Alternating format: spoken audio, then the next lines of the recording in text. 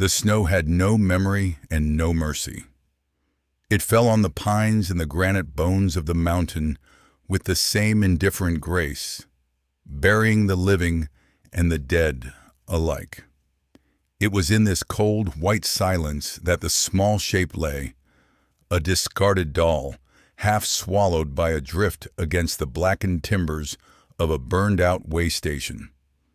A whisper of wool, a shock of dark hair matted with ice. Nothing more. Her breath was a ghost at her lips, a fragile plume that rose and was instantly erased by the wind. In her hand, clutched with the unyielding grip of a child's last will, was a small oilskin satchel, no bigger than a prayer book. The cold was not a blanket. It was a pressure, a physical weight trying to press the last spark of life from her bones. This was a place where things ended, where trails gave out and hope froze solid and broke apart like river ice. And on this day, under the gunmetal gray of a sky that promised only more snow, a life was guttering out. But 100 yards down the slope, in a cabin threaded with smoke, another life, one that had ended years ago in all the ways that mattered, was about to be forcibly restarted. He saw it first as a stain against the snow, a smudge of darkness where there should only be white. The man watched from the porch of his cabin, a tin cup of bitter coffee steaming in his gloved hand. He was a man made of edges and silence, his face a roadmap of losses he never spoke of, his eyes the color of the winter sky. For 5 years, the mountain had been his only companion, and it was a companion that asked for nothing and gave the same in return. That suited him. He'd come here to let the world forget him and to return the favor. But the stain, it bothered him. It was not a rock, and it was not a fallen branch. Animals knew better than to be caught out in a storm like this. He squinted, the lines around his eyes deepening. He had the unsettling feeling of a stone dropped into the still, frozen pond of his solitude. He set the cup down, his jaw tight. He did not want to know. Knowing meant doing. Doing meant feeling. And feeling was a door he had nailed shut and barricaded from the inside. Still, his feet moved, carrying him down the porch steps, his worn boots sinking into the fresh powder. He grabbed the rifle, leaning against the door frame out of habit. The mountain was quiet, but it was never safe. As he drew closer, the smudge took on a shape, a horrifyingly familiar shape. He felt a cold that had nothing to do with the wind. It was the icy hand of memory gripping his heart. No, no, no, no! He broke into a lung-burning run, his long legs churning through the deepening snow. The world narrowed to that small, dark heap against the burned wood. He dropped to his knees beside it, the rifle falling forgotten into a drift. It was a child, a girl maybe 6 or 7 years old, her face blue-white with cold, her lips cracked and pale. A dusting of snow lay on her eyelashes like a cruel decoration. She was so still, terribly still. He felt the past rush up to choke him, the memory of another small, still face, his daughter's. He saw the little grave on the hill behind the cabin, a simple wooden cross he could no longer bear to look at. He thought his heart would stop. Or maybe it already had, years ago, and this was just the last echo of its final breaking beat. He reached out a trembling hand, hesitated, then pressed 2 fingers against the fragile column of her neck. He waited. A second. An eternity. And then he felt it. A flutter. A thread. A stubborn refusal to be erased. It was the faintest pulse he had ever felt, a moth beating its wings against the closing fist of death. And in that moment, the barricades around his heart did not just crack.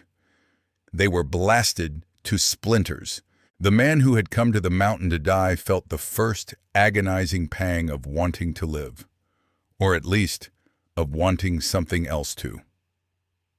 Before we go any further, I want to take just a moment to thank you for being here, for sharing this space with me. These stories are more than just words. They're a connection, and knowing you're on the other side of the screen means the world. If you're enjoying this journey, please consider hitting that subscribe button, and I love to see where these stories reach.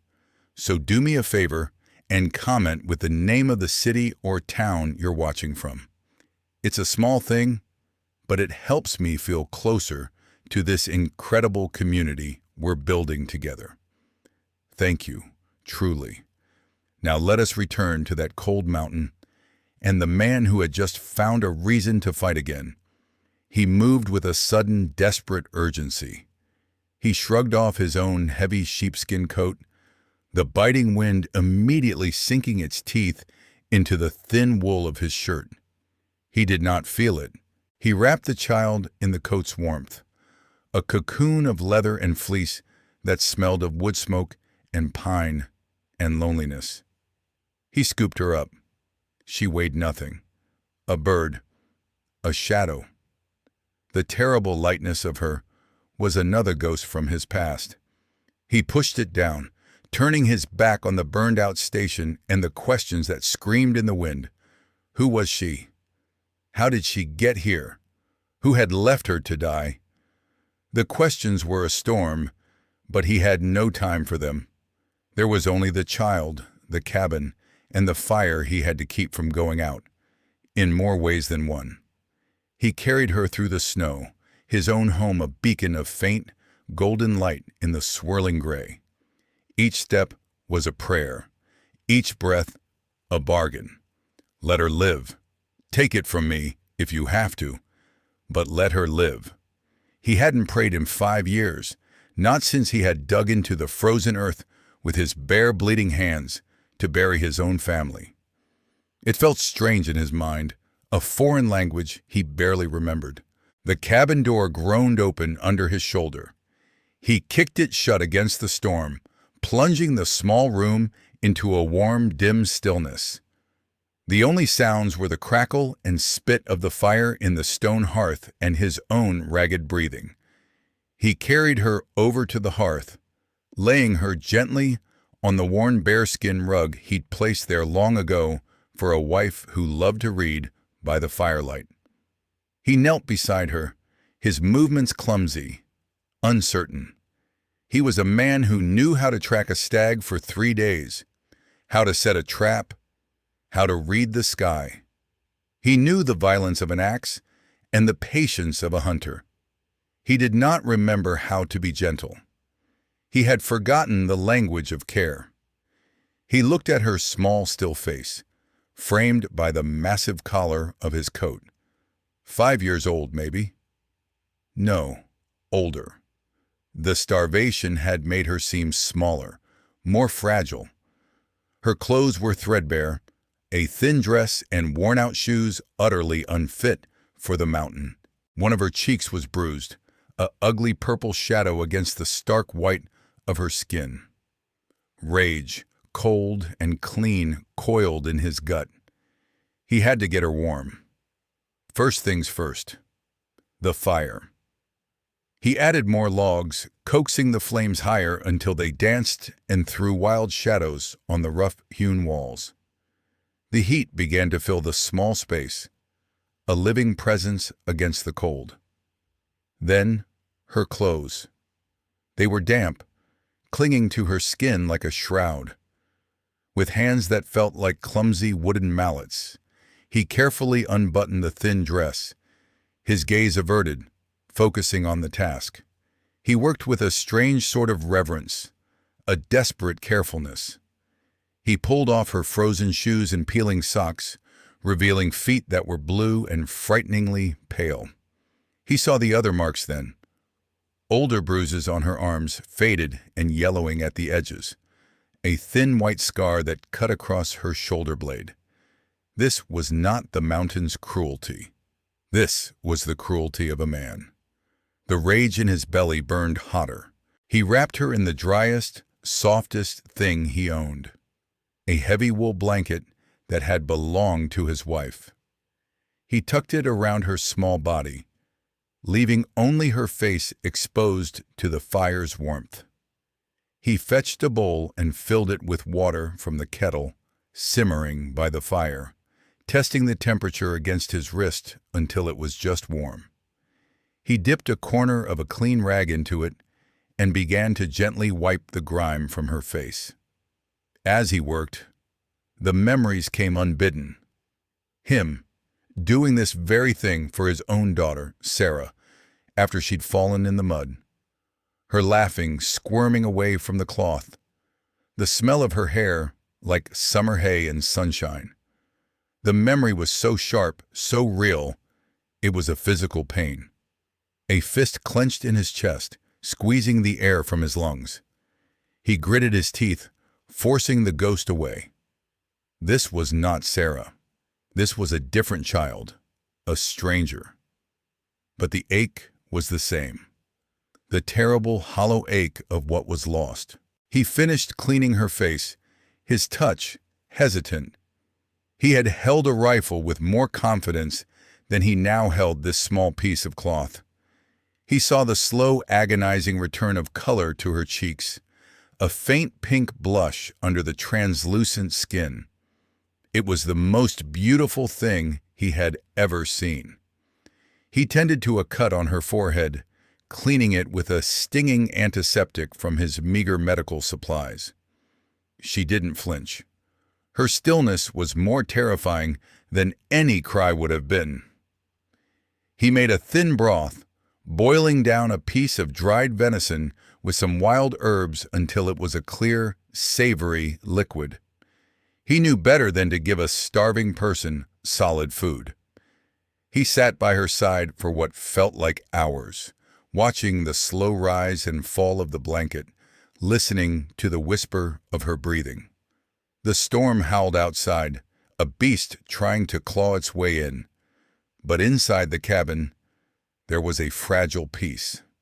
He was a guardian at a threshold, standing watch between a child and the encroaching darkness. It was a purpose. He had not felt purpose in 5 years. The feeling was terrifying and wondrous. Slowly, her eyelids began to flutter. He held his breath. They opened, just a crack. The eyes that looked out were not a child's eyes. They were ancient, filled with a weariness and a fear that no child should ever know. They were the color of a forest floor in autumn, a deep, troubled brown. They fixed on him, wide and terrified. The child flinched, a violent, full-body recoil. She tried to scramble backward to pull away from him, her movements frantic and weak. A small animal sound of pure terror escaped her throat. She was a cornered thing, expecting a blow. The man's heart broke. He immediately pulled back, raising his hands, palms open, to show he meant no harm. He made himself smaller, sinking back on his heels, lowering his head so he was not towering over her. "Easy now," he said, his voice a low rumble, rough with disuse. It sounded like stones grinding together. He tried to soften it. "Easy. You're safe here." Her eyes darted around the cabin, taking in the strange room, the fire, the shadows. They were the eyes of a wild thing looking for an escape route.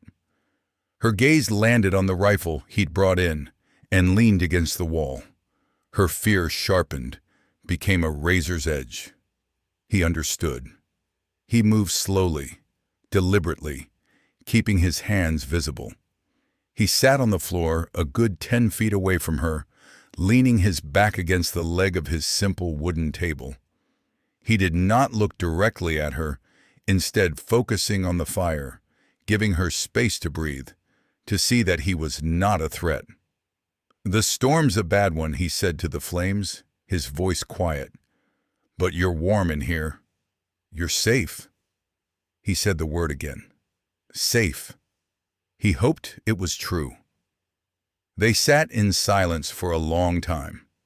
The only sounds were the fire and the wind and the child's shallow, frightened breaths. He did not move. He waited. He had learned patience from the mountain, from watching the seasons turn, from waiting for a pain that would not fade. He could wait for this child's fear to subside. He could wait all night.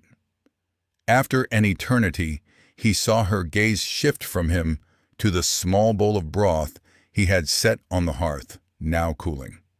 Her eyes fixed on it with a desperate, hungry intensity. He saw a flicker of saliva on her cracked lips.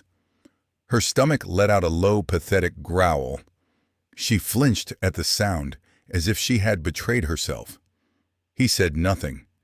He simply nudged the bowl a few inches closer with the toe of his boot, a small, non-threatening gesture. An offering. He had little enough food to last the winter. This bowl of broth was precious. It was his own supper.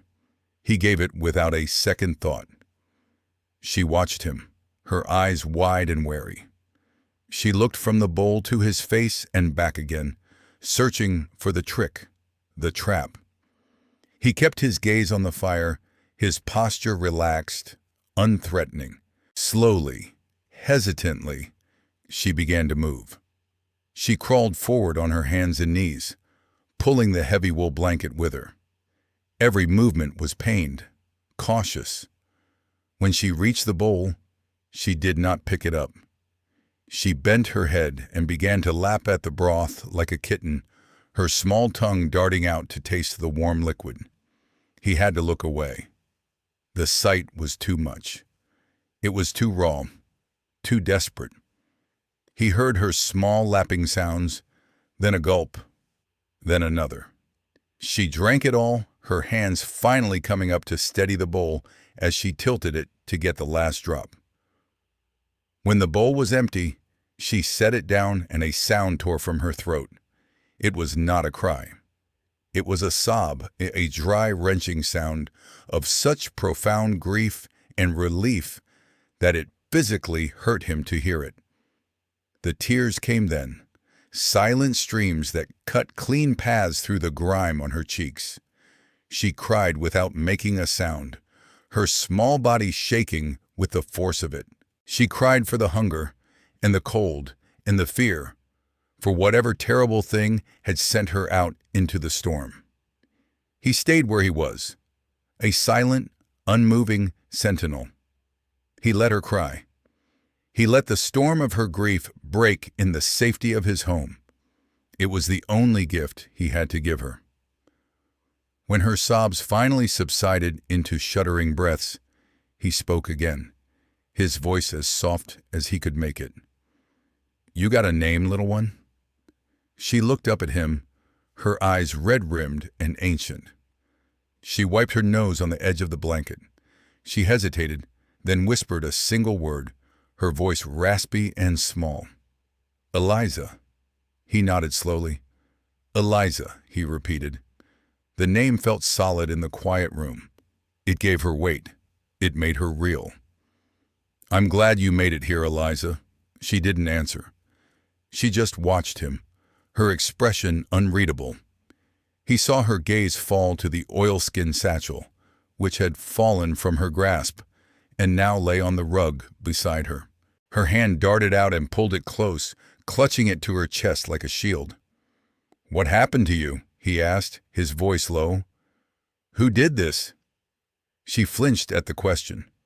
She shook her head, a small, sharp movement. Her lips pressed into a thin, white line. "It's all right," he said quickly. "You don't have to talk about it." He knew he had pushed too soon. He fell silent again, letting the quiet settle. He thought that would be the end of it for the night. He was wrong. After a few minutes of silence, she spoke, her voice so quiet he had to strain to hear it over the fire. "He had a black coat," she whispered, her eyes fixed on some terrible memory. "And a face, like a mean old bird." The man's blood ran cold. My ma, she continued, her voice flat, detached, as if she were reciting a lesson. She told me to run. She gave me the bag and told me to run to the old trapper's cabin and not to stop. She said a man would be there. A good man. She said, he owed her. The child's words were like stones, each one landing with a heavy, sickening thud in the pit of his stomach. A man in a black coat. A debt. His past, the one he had tried to bury on this mountain, was clawing its way out of the grave. She screamed, Eliza whispered, her eyes vacant. He was hurting her. The man in the coat. I heard her scream, and then it stopped.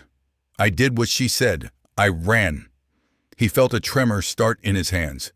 He clenched them into fists to still them. He knew the man she was talking about. Or at least, he knew the man who would send a man in a black coat to do his dirty work. A man of immense wealth and zero conscience. A man who bought and sold lives as easily as he bought and sold timber rights. A man from the man's own past. The man who had cost him everything. "What's in the bag, Eliza?" he asked, his voice tight. She looked down at the oilskin satchel clutched in her hands. With trembling fingers, she fumbled with the clasp. She pulled out a small leather-bound book, a ledger. She held it out to him. He didn't move. He felt like he was on the edge of a cliff.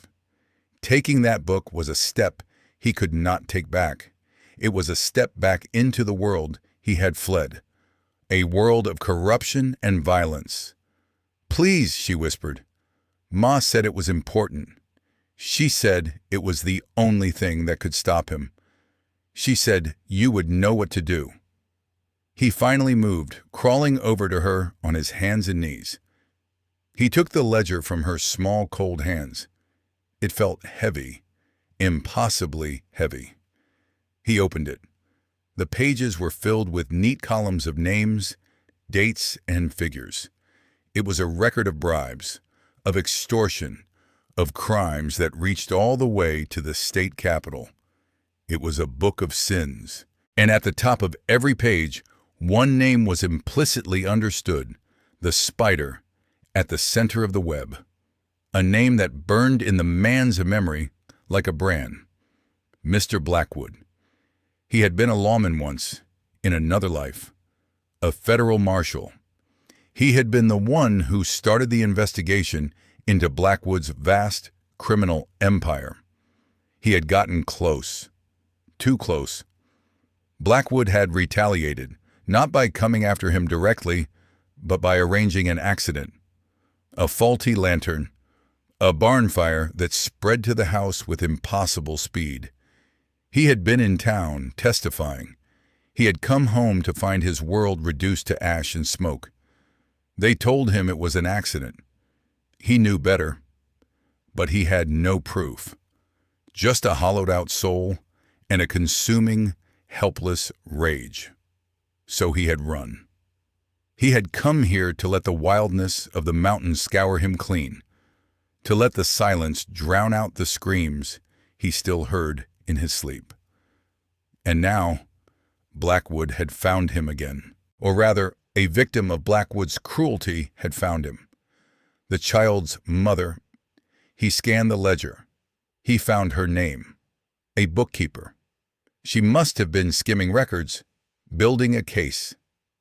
Blackwood must have found out. He looked at the child, Eliza. Her mother had known who he was. She had sent her daughter to him as a last desperate act of faith. She had sent him the proof he had never been able to find, and she had paid for it with her life. The hollow ache in his chest, the one that had been his constant companion for 5 years, was suddenly filled with something else, something hot and hard and sharp. It was rage, but it was different now. It was not the helpless, grieving rage of a victim. It was the cold, focused fury of a protector. His bitterness, a poison he had been drinking every day, began to transmute into purpose. He had a debt to pay, not just to this child's mother, but to his own wife and daughter. He looked at Eliza, who was watching him with those old, tired eyes. She was waiting for him to be the man her mother believed him to be. "He won't stop," she whispered, as if reading his mind. "The man in the coat. He'll come looking for me. For this." She patted the ledger he held in his hands. "I know," he said. His voice was different now. It was not the rough, hesitant voice of a hermit. It was the calm, steady voice of the lawman he used to be. The voice of a man who had made a decision. He closed the ledger and set it carefully on the table. He stoked the fire, then went to a small chest in the corner of the room, one he had not opened in 5 years. He lifted the lid. Inside, nestled in oiled cloth, was his old service revolver, a Colt Peacemaker with a well-worn wooden grip. He took it out. The weight of it in his hand was familiar, comfortable. A part of him, he thought, was long dead. He turned back to the child.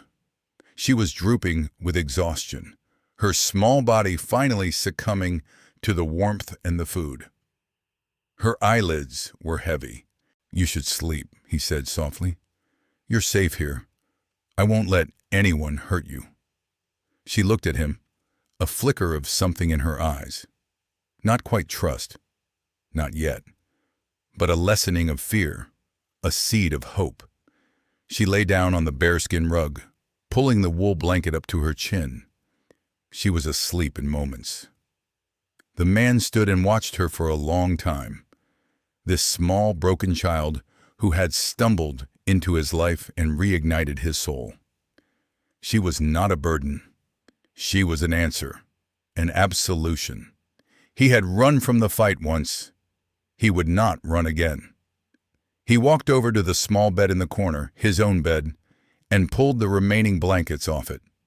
He carried them over and gently draped them over the sleeping child, adding another layer of warmth against the cold. He would sleep in the chair by the fire tonight. He would stand watch.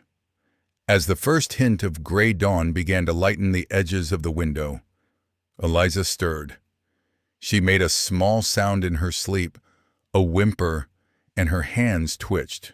He was by her side in an instant, kneeling, his large calloused hand hovering near her shoulder, wanting to comfort her but afraid to wake her. Her eyes opened, clouded with sleep and dreams. They found his face in the dim light. The fear was there, a reflexive shadow, but it passed quickly. She looked at him, then at the blankets piled on top of her, then at the chair he had been sitting in. She understood. She pushed herself up on one elbow, her small face serious, her gaze piercing. She asked him the question that changed everything. "Will you still be here when I open my eyes again?" It was not a child's question. It was the question of someone who had been abandoned, someone who had learned that people, even the ones who were supposed to protect you, could disappear. She was not asking about the morning. She was asking about forever. He looked into her ancient eyes and saw the ghosts of all her losses. He saw the terrible fragility of the trust she was offering him. A broken shard of glass she was holding out in her hand, praying he would not crush it. He reached out and, for the first time, gently laid his hand on her hair. It was softer than he had imagined. "Eliza," he said, and his voice was raw with an emotion he could not name. It was a vow, a prayer, and a declaration of war all at once. "I will be here. When you wake up tomorrow, and the day after that, and the day after that, I'm not going anywhere. Nobody is going to hurt you ever again. I promise you that." He looked her right in the eye. "On my life."